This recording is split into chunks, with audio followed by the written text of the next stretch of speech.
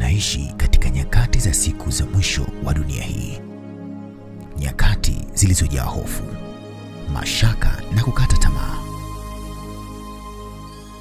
Katikati ya dhoruba za maisha, matatizo ya familia, kushuka kwa maadili, hali ngumu za kiuchumi na magonjwa yanayotikisa dunia, mioyo ya wengi imelemewa. Wengi wanajiuliza, je, bado kuna tumaini? Ndiyo, kuna tumaini, na tumaini hilo si la kawaida. Ni tumaini linalorejesha amani, linalofufua imani na kuleta faraja katikati ya maumivu ya maisha. Katikati ya sintofahamu ya dunia hii, bado kuna sauti ya upole inayokuita, sauti inayokupa uhakika na kukuelekeza kwa Kristo Yesu, tumaini lenye baraka.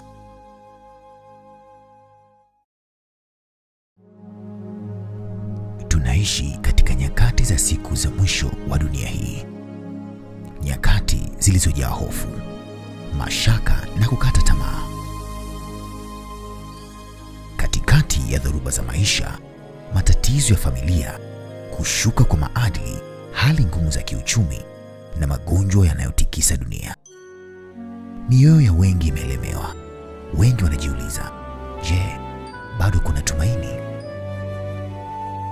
Ndiyo, kuna tumaini, na tumaini hilo si la kawaida. Ni tumaini linalorejesha amani, linalofufua imani na kuleta faraja katikati ya maumivu ya maisha.